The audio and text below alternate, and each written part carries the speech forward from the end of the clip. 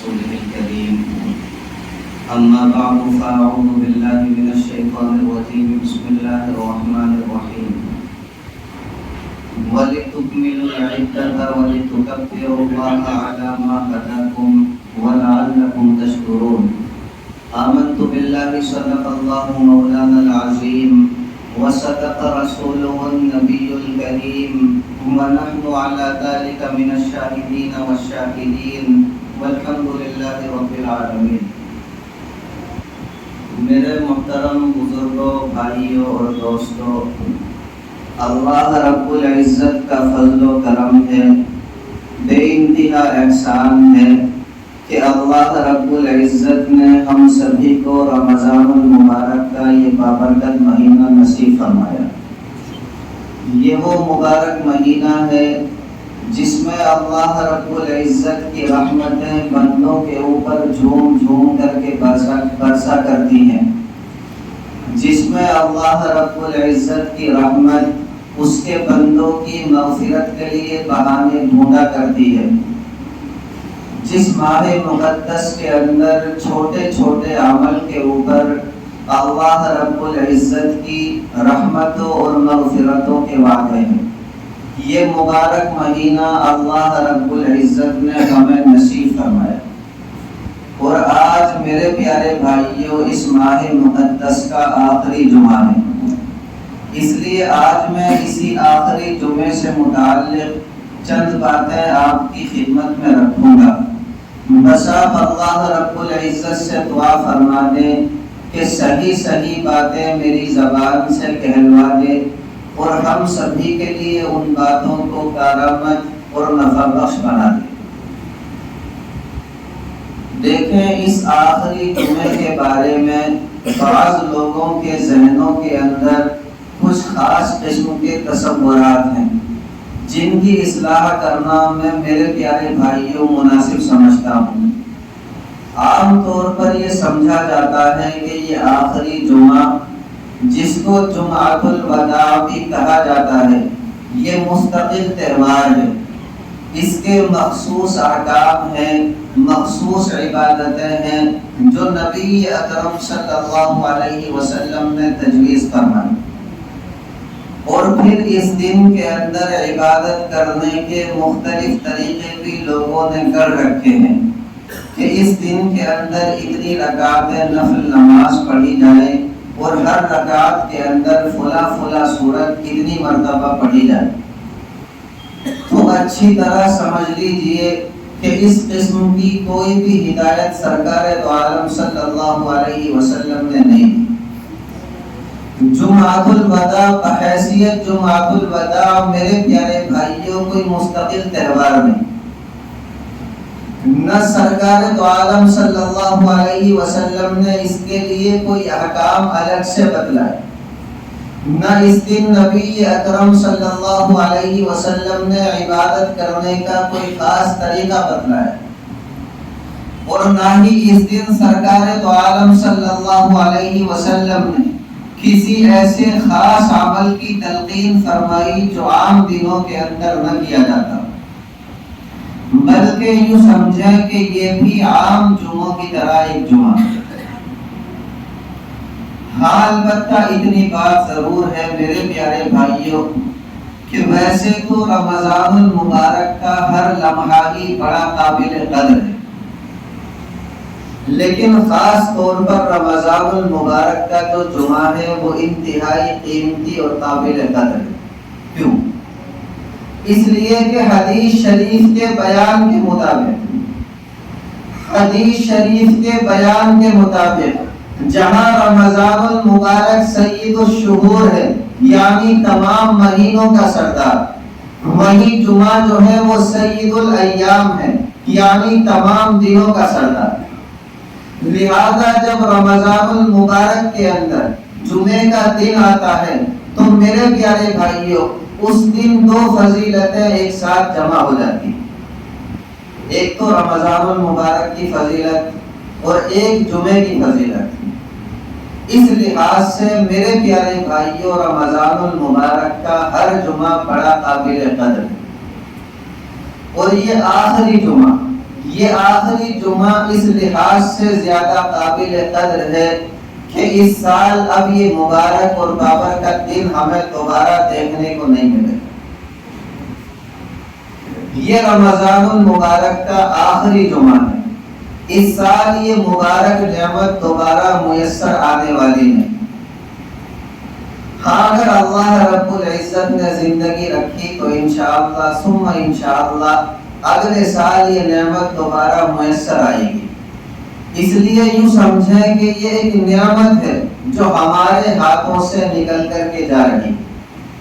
ہم اس کی قدر و منزلت کو پہچان کر جتنی بھی اس کے اندر عبادت کر لیں وہ میرے پیارے بھائیوں کم ہی کم ہے. بس یہ حقیقت ہے اس جمعۃ الوداع کی. ورنہ یاد رکھیں نہ تو یہ کوئی مستقل تہوار ہے اور نہ ہی اس کے مخصوص احکام ہیں اور نہ ہی اس کی مخصوص عبادتیں ہیں. اللہ رب العزت سمجھ کی عمل کی دولت سے مالا مال فرما دے. ایک اور بات یاد رکھیں کہ جب رمضان المبارک کے اندر یہ آخری جمعہ آتا ہے تو میرے پیارے بھائیوں دل کے اندر دو قسم کے جذبات پیدا ہوتے ہیں اور ہر مومن کے دل کے اندر یہ جذبات پیدا ہونے چاہیے. ایک تو شکر کا جذبہ, خوشی کا جذبہ کہ اللہ رب العزت نے ہمیں یہ ماہ رمضان المبارک نصیب فرمایا.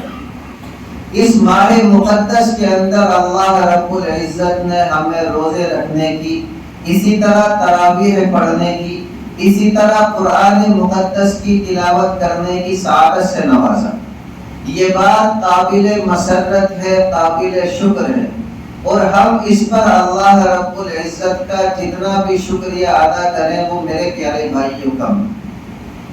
چونکہ دیکھیں نہ جانے کتنے اللہ رب العزت کے بندے ایسے, نہ جانے کتنے ہمارے بھائی ایسے ہیں جو پچھلے رمضان المبارک کے روزوں میں ہمارے ساتھ شریک تھے, اسی طرح پچھلی رمضان المبارک کی تراویح میں ہمارے ساتھ شریک تھے, لیکن وہ اب اس دنیا کو خیر آباد کہہ چکے, اب وہ اس دنیا سے جا چکے, اب وہ اس زمین کے نیچے جا چکے.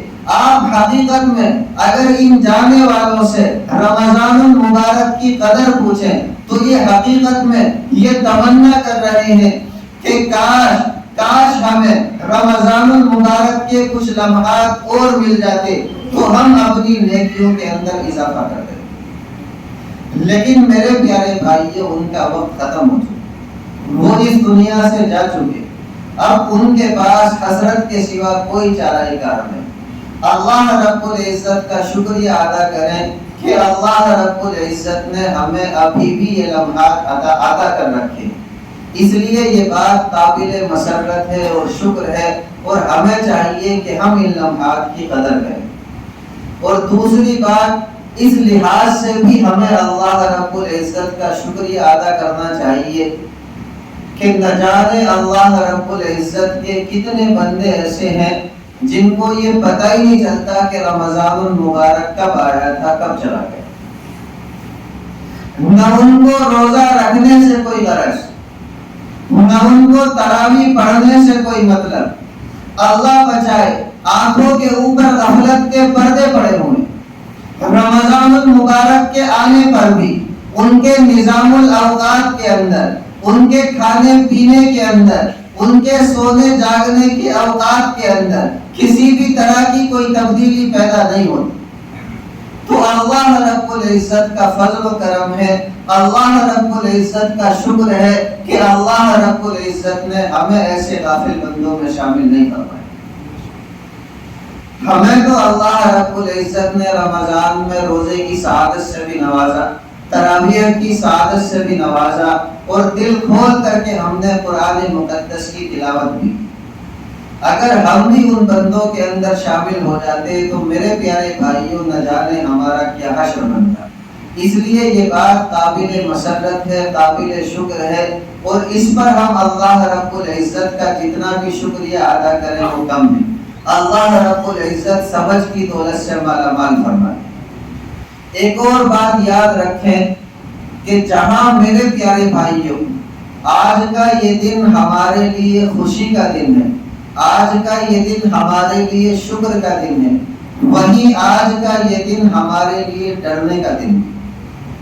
کس بات کا ڈر؟ اس بات کا ڈر جس کا ذکر نبی اکرم صلی اللہ علیہ وسلم نے اپنی ایک حدیث مبارکہ کے اندر کیا، جس کو علامہ منذری علیہ الرحمہ نے اپنی مایہ ناز کتاب الترغیب والترہیب کے اندر نقل کیا۔ وہ حدیث مبارکہ یہ ہے کہ ایک مرتبہ نبی کریم سرور دو عالم صلی اللہ علیہ وسلم مسجد نبوی کے اندر تشریف لائے تاکہ جمعے کا خطبہ دیں۔ آپ سبھی جانتے ہیں کہ نبی اکرم صلی اللہ علیہ وسلم کا منبر جو ہے وہ 3 سیڑھیوں کے اوپر مشتمل ہوتا تھا۔ آپ صلی اللہ علیہ وسلم منبر کی سب سے اوپر والی سیڑھی کے اوپر کھڑے ہو کر کے خطبہ دیا کرتے تھے۔ جب سیدنا ابو بکر صدیق رضی اللہ تعالی عنہ کا دور خلافت آیا تو آپ نے یہ سوچا کہ بھئی میری کہاں یہ مجال ہے کہ جس سیڑھی پر کھڑے ہو کر نبی اکرم صلی اللہ علیہ وسلم خطبہ دیا کرتے تھے، میں اس سیڑھی کے اوپر کھڑے ہو کر کے خطبہ دوں۔ چنانچہ آپ نے اپنے دور خلافت میں دوسری سیڑھی کے اوپر کھڑے ہو کر کے خطبہ دینا شروع کر دیا۔ جب سیدنا عمر فاروق رضی اللہ تعالی عنہ کا دور خلافت آیا تو آپ نے یہ سوچا کہ میرے لیے تو یہ بھی مناسب نہیں کہ جس سیڑھی پر کھڑے ہو کر سیدنا ابو بکر صدیق رضی اللہ تعالی عنہ خطبہ دیا کرتے تھے، میں اس سیڑھی کے اوپر کھڑے ہو کر کے خطبہ دوں۔ چنانچہ آپ نے منبر کی تیسری سیڑھی کے اوپر کھڑے ہو کر کے خطبہ دینا شروع کر دیا۔ اس وقت سے لے کر کے آج تک یہ معمول چلا آ رہا ہے کہ خطبہ جو ہے وہ منبر کی تیسری سیڑھی کے اوپر کھڑے ہو کر کے خطبہ دیا کرتے۔ بہرحال میں عرض یہ کر رہا تھا کہ نبی اکرم صلی اللہ علیہ وسلم مسجد نبوی میں تشریف لائے تاکہ جمعے کا خطبہ دیں۔ اس دن صحابہ کرام رضوان اللہ علیہم اجمعین نے یہ عجیب منظر دیکھا کہ جب نبی اکرم صلی اللہ علیہ وسلم نے منبر کی پہلی سیڑھی کے اوپر قدم رکھا تو فرمایا آمین، منبر کی دوسری سیڑھی پر قدم رکھا تو فرمایا آمین، منبر کی تیسری سیڑھی پر قدم رکھا تو فرمایا آمین۔ صحابہ کرام کو بڑا تعجب ہوا کہ بھئی نبی اکرم صلی اللہ علیہ وسلم نے دعا تو کوئی نہیں مانگی، لیکن منبر کی تینوں سیڑھیوں کے اوپر قدم رکھتے ہوئے آمین کہا، اس کی کیا وجہ ہے؟ نماز سے فراغت پر نبی اکرم صلی اللہ علیہ وسلم کی خدمت اقدس میں حاضر ہو کر کے عرض کیا کہ یا رسول اللہ صلی اللہ علیہ وسلم، آج آپ نے منبر کی تینوں سیڑھیوں پر قدم رکھتے ہوئے آمین کہا، اس کی کیا وجہ ہے؟ اس پر آپ صلی اللہ علیہ وسلم نے ارشاد فرمایا کہ بات اصل میں یہ ہے کہ اس وقت جبریل امی علیہ السلام میرے سامنے آ گئے، اور جب میں نے منبر کی پہلی سیڑھی پر قدم رکھا تو انہوں نے ایک دعا مانگی جس پر میں نے آمین کہا۔ میں نے منبر کی دوسری سیڑھی پر قدم رکھا، انہوں نے دوسری دعا مانگی، اس پر بھی میں نے آمین کہا۔ میں نے منبر کی تیسری سیڑھی کے اوپر قدم رکھا، اس وقت بھی جبریل امی علیہ السلام نے ایک دعا مانگی، اس پر بھی میں نے آمین کہا۔ آپ میرے پیارے بھائیو، ان دعاؤں کی اہمیت کا اندازہ اس بات سے لگا سکتے ہیں کہ دعا مانگنے والے جبریل امی علیہ السلام، آمین کہنے والے سیدنا نبی اکرم صلی اللہ علیہ وسلم، دن جمعے کا ہے، وقت خطبے کا ہے، اور مقام جو ہے وہ مسجد نبوی، لہذا ان دعاؤں کی قبولیت کے اندر کسی بھی مسلمان کو کوئی شک و شبہ ہو ہی نہیں سکتا۔ لیکن ڈرنے والی بات یہ ہے کہ وہ دعائیں حقیقت میں بد دعائیں تھی جو جبریل امی علیہ السلام نے مانگی، اور نبی اکرم صلی اللہ علیہ وسلم نے ان کے اوپر آمین کہا اور ان بد دعاؤں کو اور بھی زیادہ سخت بنا۔ پہلی بد دعا، جس وقت نبی اکرم صلی اللہ علیہ وسلم نے منبر کی پہلی سیڑھی کے اوپر قدم رکھا تو جبریل امین علیہ السلام نے یہ دعا مانگی. آپ نے فرمایا کہ تباہ ہو جائے، ہلاک و برباد ہو جائے. آپ نے فرمایا کہ غارت ہو جائے وہ انسان جس نے اپنے والدین کو بڑھاپے کی حالت میں پایا، جس نے اپنے ماں باپ کو بڑھاپے کی حالت میں پایا اور پھر بھی اپنی مغفرت نہ کرا سکے. کیونکہ یاد رکھیں، جس بندے نے اپنے ماں باپ کو بڑھاپے کی حالت میں پا لیا، اس کے لیے مغفرت کا حاصل کرنا، اس کے لیے جنت کا حاصل کرنا بڑا آسان کام. اگر وہ ایک قدم بھی اپنے ماں باپ کی خدمت، اپنے ماں باپ کی خدمت اور اطاعت کے اندر اٹھا لے گا تو اللہ رب العزت کی رحمتیں نازل ہونی شروع ہو جائیں. مشہور حدیث مبارکہ کا مفہوم ہے، نبی اکرم صلی اللہ علیہ وسلم ارشاد فرماتے ہیں کہ جو بندہ اپنے ماں باپ کے چہروں کے اوپر محبت بھری ایک نگاہ ڈال لے تو اللہ رب العزت اسے ایک حج اور ایک عمرے کا ثواب مرحمت کرتا ہے. آپ اندازہ لگائیں کہ جب ایک نگاہ کا یہ سوال ہے، ایک نگاہ کا یہ ثواب ہے، تو جو بندہ رات دن اپنے ماں باپ کی خدمت کرے گا اسے اللہ رب العزت کتنا اجر و ثواب مرحمت فرمائے. اللہ رب العزت ہر مومن کو اپنے ماں باپ کی قدردانی کی توفیق مرحمت فرمائے. اور دوسری بددعا، جس وقت نبی اکرم صلی اللہ علیہ وسلم نے منبر کی دوسری سیڑھی پر قدم رکھا، جبریل امین علیہ السلام نے یہ بددعا کی. آپ نے فرمایا کہ تباہ ہو جائے، ہلاک و برباد ہو جائے وہ انسان جس کے سامنے نبی اکرم صلی اللہ علیہ وسلم کا ذکر مبارک ہو اور وہ آپ صلی اللہ علیہ وسلم کے اوپر درود نہ بھیجے. ظاہر سی بات ہے کہ اس کائنات کے اندر ایک صاحب ایمان کے لیے نبی اکرم صلی اللہ علیہ وسلم سے بڑا محسن کوئی اور پیدا نہیں، بلکہ میں کہتا ہوں کہ پوری انسانیت کے لیے آپ صلی اللہ علیہ وسلم سے بڑا محسن کوئی اور پیدا نہیں ہو. آپ صلی اللہ علیہ وسلم نے لڑ کر، آپ نے قربانیاں دے کر ہمارے لیے یہ اسلام کی عظیم نعمت چھوڑی. اب ہمارے دل کے اندر اس عظیم احسان کا اتنا بھی احساس نہ ہو کہ ہمارے سامنے نبی اکرم صلی اللہ علیہ وسلم کا ذکر مبارک ہو اور ہم آپ پر درود نہ بھیجیں تو ہم سے بڑا ناشکرا اور ناقدرہ کوئی اور نہیں ہو سکتا. اسی لیے جبریل امین نے فرمایا کہ ایسا آدمی تباہ ہو جائے، اور نبی اکرم صلی اللہ علیہ وسلم نے فرمایا آمین، جس کا مطلب یہ ہے کہ اے اللہ آپ اس دعا کو بھی قبول فرمائیں. اور تیسری بددعا جب نبی اکرم صلی اللہ علیہ وسلم نے منبر کی تیسری سیڑھی کے اوپر قدم رکھا تو جبریل امین علیہ السلام نے یہ بددعا کی. آپ نے فرمایا کہ تباہ ہو جائے، ہلاک و برباد ہو جائے وہ انسان جس کے اوپر رمضان المبارک کا پورا مہینہ گزر جائے اور وہ پھر بھی اپنی مغفرت نہ کرا سکے. اسی لیے میں نے کہا تھا کہ آج کا دن ڈرنے کا دن بھی ہے کہ کہیں ہم اس حدیث مبارکہ کی وعید کے مصداق نہ بن جائیں. اللہ رب العزت نے یہ ماہ مقدس ہمیں دیا ہمارے گناہوں کو دھونے کے لیے، ہمارے گناہوں کو مٹانے کے لیے، اور ساری رات اللہ کا منادی یہ آوازیں لگاتا تھا کہ ہے کوئی مغفرت کا مانگنے والا، میں اس کی مغفرت کر دوں. اگر ہم نے اس عظیم نعمت کو بھی کھو دیا اور ہم رمضان المبارک کے اندر اپنی مغفرت نہ کرا سکے تو پھر میرے پیارے بھائیوں آج کا دن ہمارے لیے ڈرنے کا دن، آج کا دن ہمارے لیے رونے کا دن ہے. بس یہ کچھ باتیں میں نے آپ کے سامنے رکھ دی.